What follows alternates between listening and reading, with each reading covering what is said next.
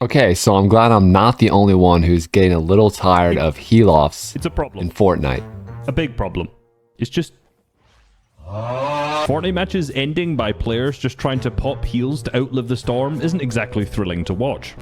But Queasy, he was able to pop a pizza. That's going to keep him in the game for even longer.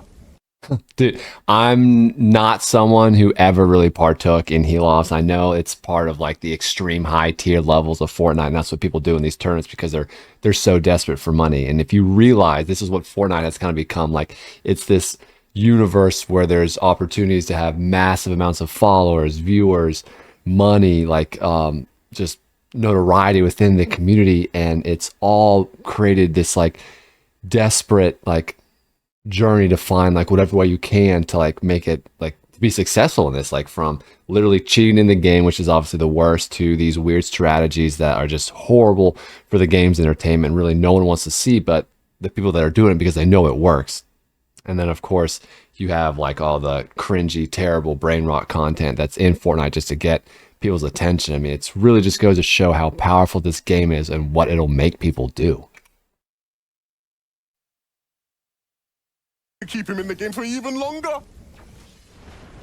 But unfortunately, over the last 6 years, heal-off has gone from a niche trick that only a few players thought of to a core part of winning the highest level of competitive matches. This problem started all the way back in Chapter 1, when everyone was just a bit shit at the game. Originally, the final few storm circles didn't move. They instead just repeatedly kept closing in until Can we talk about that for a second? How absolutely terrible everyone was at Fortnite when it first came out.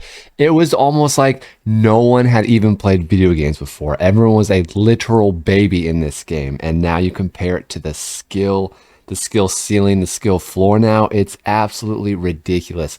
Thinking about really what creative did to this game. there was no safe circle left. This meant that if a handful of players were still alive, they weren't forced to fight by the storm as they were all on their individual levels. However, the vast majority of pro scrims still ended in good old-fashioned fights, but there were some players pioneering the first heal-off meta to guarantee that they won the game. The final storm circle dealt 10 damage per second, and since the medkit took 10 seconds to activate and could only be used if the player had less than 100 HP, using one to heal off in the storm wasn't possible, as you would die to the storm before the medkit popped. A lot of players were just carrying bandages to try to survive a few additional seconds. However, by intentionally taking one tick to the storm and then starting the medkit 2 seconds before the zone fully closed, this meant that the medkit would activate just before the player died, granting them an additional 10 seconds. I just want to say that just watching this is just infuriating me because like I'm seeing what they're creating, what they're developing. I'm seeing like the foundation laid down for just this horrible trend in Fortnite that is probably not going anywhere. Seconds in the storm and guaranteeing them the win. This could be extended even further by using cozy campfires, but the people hadn't really figured that one out yet. But in the Season 5 update, Epic Games would change the game forever by adding moving zones. Now remember, that was huge. I will admit, that's one of those things where you feel the game just absolutely evolve when that happened. I mean, it's just one of those things where, like, if you've been playing since the OG chapters, you kind of remember the maps, end games, originally, and then when it changed after. everyone is still pretty shit.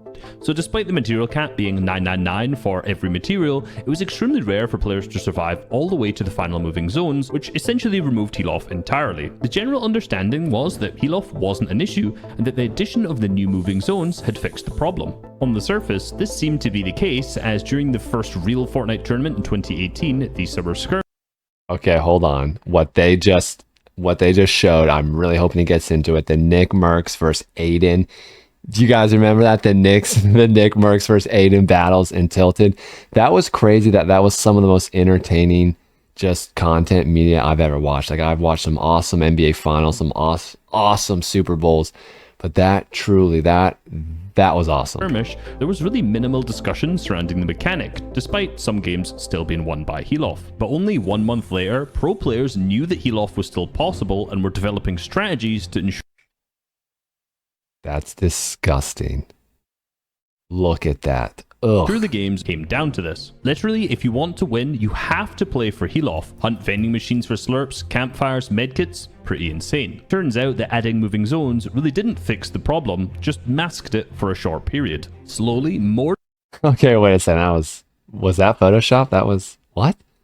Nate Hill, the most beautiful Fortnite player ever, dude. Discussions started to pop up with suggestions on how to fix the issue. Most of their suggestions were not good, I'm not gonna lie, but you know, they were trying. However, one suggestion was to make the final moving zone move infinitely, which would have been a pretty good solution. But Epic Games were about to drop a patch that would make things much, much worse. Wow, that's actually two really good ideas. Could you imagine if the circle never stopped moving? That's actually...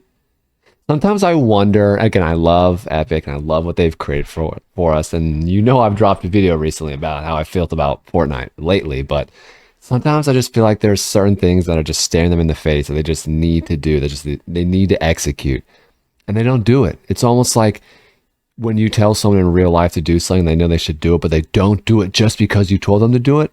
Does that mean is that what they're doing with this? Is this what they're doing with Fortnite? It's like they know they should do it, but since we told them to do it, they're not going to do it? You see, during the summer skirmish and in everyday regular pub matches, a lot of players were dying to the storm. Remember, everyone was a bit shit. So probably without thinking about it that much, Epic Games made the final moving zones a little bit longer, which would mean that more players would run out of materials faster, resulting in less heal-offs. But right here, ladies and gentlemen, Epic Games made an oopsie. They also changed the max damage the storm would deal from 10 damage per second to 8 damage per second to stop people dying in the storm as much. Remember how I said it takes 10 seconds for a medkit to pop? Well, you now survive for a full 13 seconds in the storm from max health, which if you're starting to do the maths on a medkit that it takes 10 seconds to pop, this meant that there was an insanely broken heal-off strategy in the game. Even better, this was just 1 week before the fall skirmish.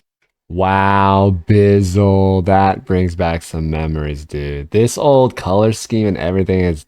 Dude, Fortnite, man. A $10 million LAN event. Here, about half of the games in the finals went down to players healing off with multiple medkits. You see what I was talking about in the very beginning? Literally, the moment that level of money is introduced, people are willing to do whatever it takes. Bend the rules. Just do whatever it takes. Slurps, bandages, and campfires. Thankfully though, most of the players hadn't fully realized that you could just carry 12 medkits from the start of the moving zones and play them all back to back to back to gain easy placement points. Following this tournament, many pros would go on to attempt this strategy in scrims, with Karyu surviving for over 2 minutes and 15 seconds in the... I remember there would be times you'd be running around and you would just see like certain areas where there'd just be like 15 medkits dead because the person like didn't make it. And it's like, what were you planning on doing, bro? What were you planning on doing? Mostly in Champions League. Storm, still with 6 medkits left in his inventory. It took 2 months for this to patch out, where in patch 7.10, the storm damage was returned to 10 damage per second. With this change, some endgames still came down to heal-offs during the World Cup times. However, with the introduction of the 500 material cap in competitive and a longer moving zone, also, let's talk about that. When it went from 1,000 to 500, I truly feel like they fixed the sweat problem. Don't you? Would you guys agree? Like people just going off in the high ground, just building up. That really, like, I felt like got cut down by like 80%, bro. When they dropped the mats down and it really became about piece control and like who controls the wall, and just that element of just high ground retakes just became kind of a thing of the past, if you know what I mean. But like, I don't know. I mean, I hated it at first. I was pissed, but then I couldn't imagine it being more than this point. Any heal-offs that did occur were just the old trusty single medkit heal-offs again, with a bunch of campfires splayed all around. But with the introduction of fishing and floppers in Chapter 2, alongside the new Chug Splash item, many people feared that heal-offs would return. But for the most part, these were just utilized to allow players to tank storm damage in the early moving zones to allow the user to make nice storm plays. For the most part, there really wasn't an incentive to winning a game, so it made much more sense for players to carry these items to help them get deeper into the game, not just to win. Using one or more inventory slots just to win a single match when they might not even make it to that point just didn't really make much sense. That was until Fortnite introduced the reboot round. You see, for the entirety of 2021, Fortnite's main game mode was trios for competitive, and during Season 5, the first FNCS of the year, 32 teams qualified to the grand finals through the... You guys saw that tax shotty. Can we talk about this next season needs the tax shotgun and the twin mag? That's my opinion. That's my opinion. And reinforced walls. That's what I want to see. Semi-finals. However, since a trios lobby can fit 33 teams on it, this meant that there was still some space for one single team left. That's where the reboot round comes into play. The best 33 teams who had yet to qualify into the finals all were loaded into one single game, and only the winning trio makes it into grand finals. Everyone else cries on Twitter. This was some of the best Fortnite you have ever seen right here. The tension in these matches was insane. But of course, Epic Games decided over the year to add a ton of different reboot rounds, and it kind of got crazy at one point as the Grand Royale at the end of the year had 32 different reboot rounds, which kind of completely defeated the point of having one single match to qualify. But this focus on winning games to make it to the grand finals slowly changed the meta to force players to figure out how to win with heal off. Throughout the year, players carried pretty much every white heal. Oh, lazy legs, bro. Lazy legs, bro. Take me Imaginable into endgame. Chug cannons, floppers, medkits, and even cabbages and sweet corn. Yes, you heard that right. Cabbages and sweet corn. The Chapter 2 map had multiple... Oh. Look at that, bro. Remember on Chapter 2, the very first place you ever landed was right here. They sent you in against all the bots. That was Coral Castle, the most useless area of all time. Where the Predator was. I forgot about that. Oh my gosh. That's crazy. Wow, I would love to look at this map more and just talk about some old memories. We're going to do that, actually. Let's do that soon. Fields where cabbages and sweet corn could be found, and since these slowly increased your HP, players could pop a cabbage or two and their HP would slowly start increasing, which gave them enough time to pop a 10-second medkit. But all whilst this was going on, a new, incredibly controversial strategy was being developed and practiced. The Cree strat. Named after the player who was most notoriously known for it, Cree, the idea was simple. Don't die. Now I know this sounds crazy, a bit revolutionary some might say, but by not dying, they win the game. It all comes down to a simple maths equation at the end of the day. All they needed to do was figure out a way to survive over 5,300 storm damage, and they did that by fishing. All three teammates fished small fries and floppers at all times during the game. Once the storm started to close in, the first two zones could simply be negated by standing in the water at Slurpy Swamps, as this healed the same amount of damage that the storm dealt. Then, when the zone moved to a 2-tick, they used the campfires around to heal up, all while still fishing for more floppers and small fries. One player then drops a ton of fish inside of the drop spot, and two of the teammates die, so that only one player is left to use all of these heals for the rest of the game. It's then just down to a matter of using fish, campfires, and all of... Okay, I didn't know that.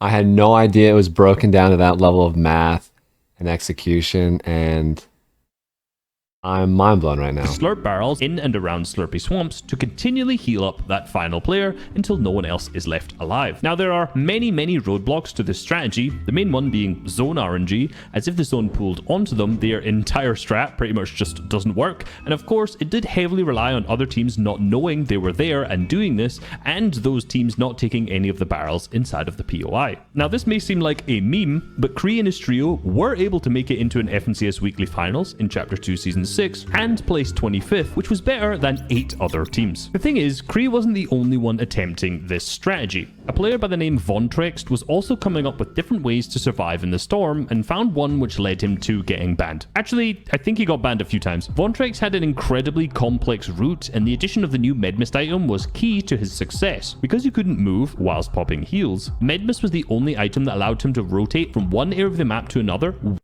Dude, Mad Mist.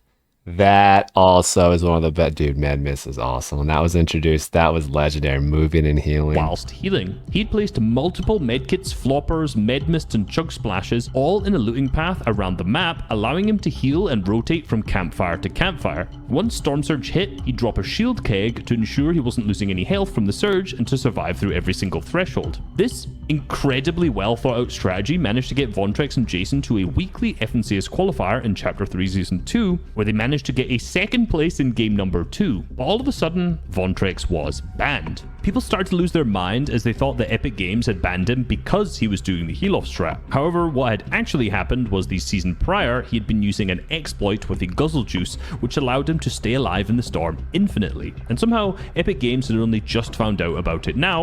Isn't that wild that this game has so many people using exploits and cheating in their paid tournaments? It's absolutely wild, and they know it. And there's only so much you can do about it, but Dang. or just actioned it now because they were brought to his attention. Now, this strategy was making a bit of a fool of the game. It was incredibly smart and well thought out, but let's be real, it was pretty lame and gimmicky. Epic Games attempted multiple ways of nerfing this strategy, such as nerfing the chance of fishing a small fry, changing the campfire relight cost to make it almost impossible to keep rekindling campfires, and the removal of infinite heals, such as Bandage Bazooka and the Chug Cannon. But somehow, these players were always able to find more methods to get around these regardless of the season. So Epic Games made a major mechanical change to combat this.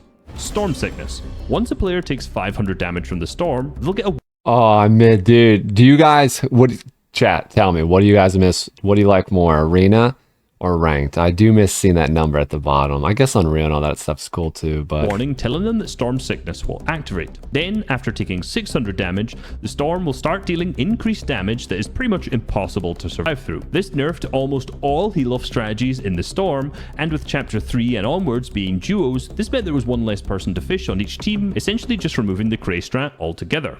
Or so they thought. In Chapter 3, Season 3, Fortnite added Reality Falls. Now around this POI were giant shield mushrooms, which when bounced on, granted slowly recharging health or shield. This led to players like Vontrex and Kree setting up complex paths using builds to bounce and fly from one mushroom to another. Now you may be asking, how did they get around Storm Sickness? Well, the answer to that lies in why they were banned. They found an exploit that by rebooting a player, they could lose all of the damage taken by Storm, effectively resetting the Storm Sickness counter. This meant that by repeatedly dying and rebooting each other in the Storm, they were able to survive until the very end of the match without activating Storm Sickness. Of course, this was an exploit, so they all received bans. The reboot bug was eventually patched as well, and since at this point...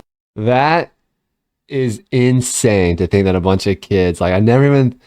Like that's wow, that's crazy. These kids sat down and truly like mapped this all out. That's impressive, there bro. have been so many different versions of the heal-off strategy, people were a bit skeptical that the Cray strat had been removed. Oh yeah, of course, while this is all happening, heal-offs are still occurring for regular players all of the time since the addition of the Medmist item, but as professional players do, they were finding ways to play around the Storm Sickness that were not exploits. That was pretty simple. Take 0 storm damage for the entire game. Now, if you've never played the highest level of stacked tournament game, this might seem like it's probably maybe not that hard, but this means that you have to be perfect on your positioning on every single rotation, every timing of those rotations, and most difficult of all, ensuring you never get stuck at the backside of the zone in an endgame and take even a single tick of that storm damage. But it would be Chapter 4 Season 2 where this really became a massive pain and frustration for everyone watching and playing, as almost every game would go down to heal off in the FNCS qualifiers. Epic were trying to make powerful healing items worth fighting for to promote mid-game fights, but this came in the shape of the buffed slurp juices that healed 120 HP and shield at the same time. They also added the pizza time reality augment, which